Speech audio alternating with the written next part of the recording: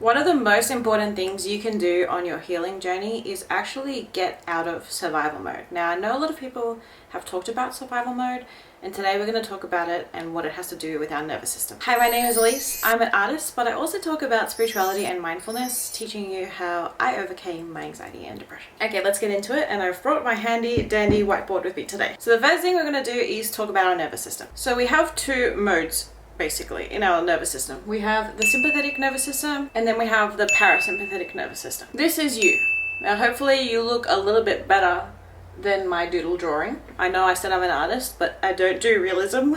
So our sympathetic nervous system is our survival. This is what I talk about when we're talking about living in survival, that we have activated our sympathetic nervous system. Now, this is not a bad state to be in. We actually need this state. It prepares our body for danger or stress. And the way I like to look at this is action. This helps us take action. So when you're running away from a lion, or your house is on fire and you need to stop everything else and just quickly think in an instant, quickly, what do I grab first?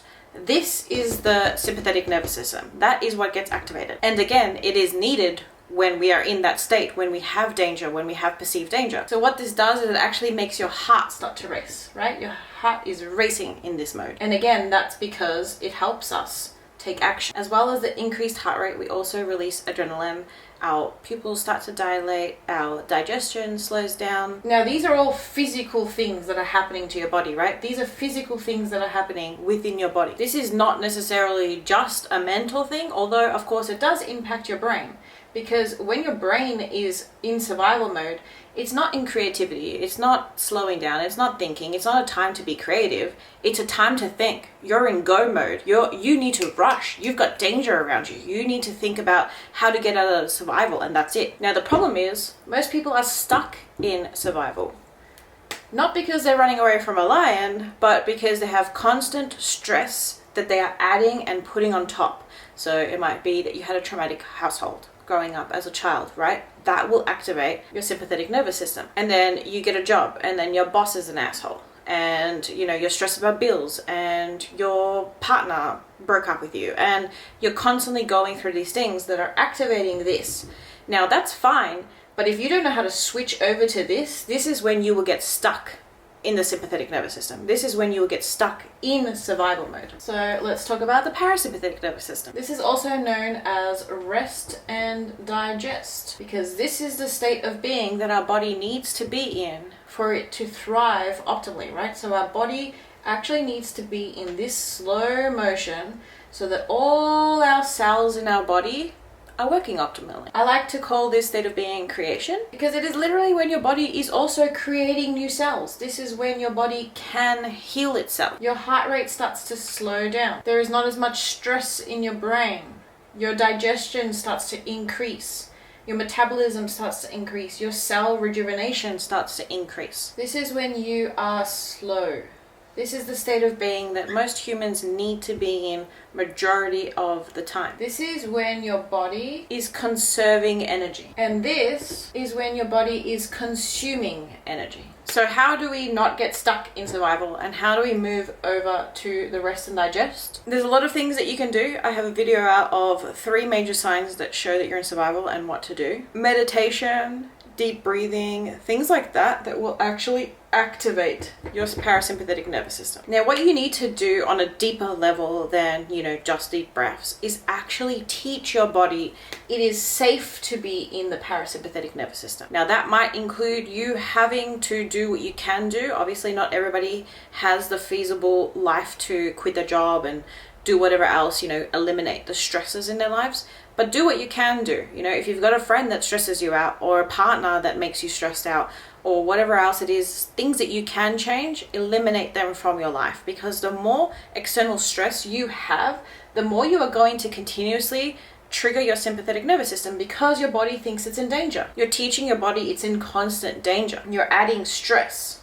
And stress impacts our body in so many ways, mentally and physically. I honestly believe it's the #1 killer in the world. And I think that's because majority of people, again, are living in stress. And when you're living in stress, your body is not healthy, because it can't be in a state of creation. It's fast. It's not living in the place where your body can actually conserve its energy, where it can heal, where it can, you know, your cells are rejuvenating. You know how you've heard that our cells like change every 7 years or something like that? That's the state of being we need to be in for that to actually happen. If you're constantly in this state, your cells aren't doing that, which means you're not going to be healthy, which means you're inviting illnesses and diseases into your body because you are living in that survival mode, and we are not meant to live in this survival mode for a prolonged period of time. So what you need to do is teach your body that this is safe, because especially if you've grown up with childhood trauma and things like that, where you were in this state of being from such a young age, your body doesn't believe that this is safe. To your body, to your mind,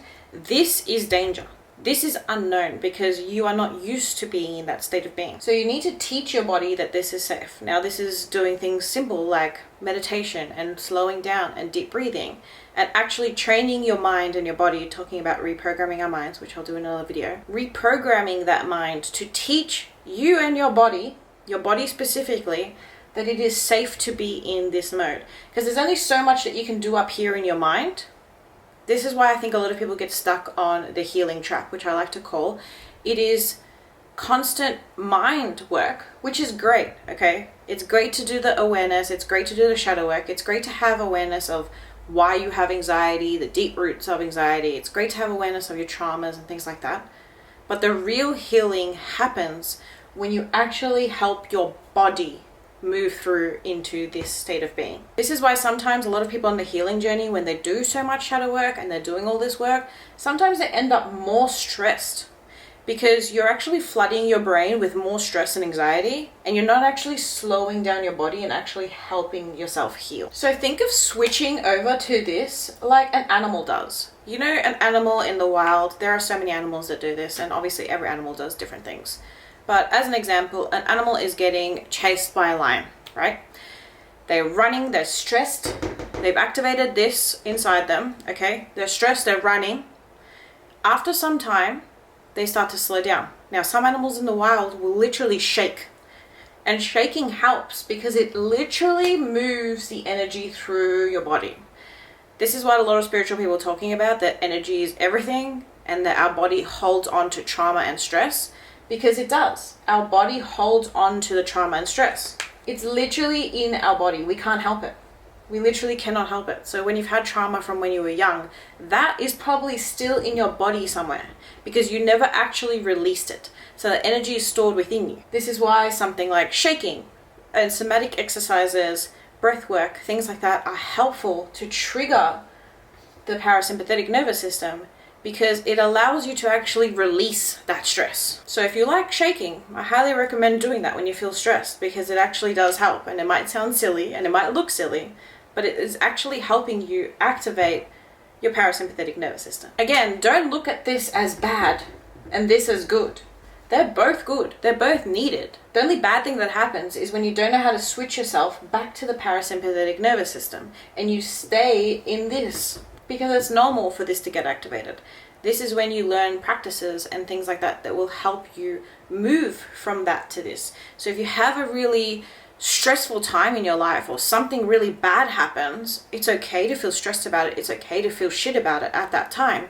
But the important thing is, how do you move back into the parasympathetic nervous system? How do you reset yourself? How do you slow back down after that stressful event? Because if you're not setting yourself back to here, then you are constantly going to keep living in here. Because yes, it's that one stressful event, and then your boss is an asshole to you, and then this happens, and then this happens, and this happens, and this happens, and this happens, and you are constantly building the stress inside you. One dreadlock really doesn't want to stay away, hey? So if you're feeling stuck on your healing journey and you feel like you've been stuck in the mind for so long, this is what is actually going to really help you get out of survival and truly make changes in your life. And the reason why, like I said, this is a state of creation. This is a state of play. This is when you can be creative. This is when you're not stressed. So you're going to be creating out of a place of love and want.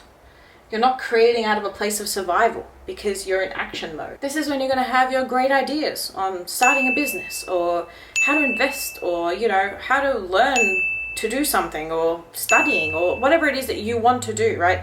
When you're in this creation mode, this is when these ideas are going to come to you. This is when you're going to feel the best. And out of creation mode is when you're going to start creating the life that you actually want to live, rather than being a product of your environment and living in the sympathetic nervous system because you're living in survival.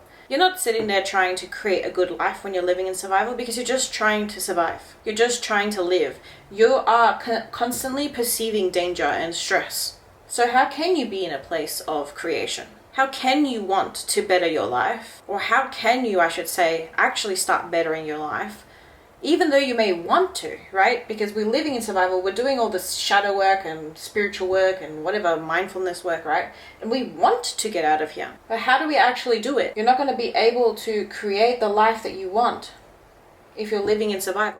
Anyway, I hope this helps explain how our nervous system works and why you may have felt stuck on your healing journey so far. Check out my other content if you want to learn more. I also have a free guide to meditation up on my website, and I'll see you guys in my next video. Blessings.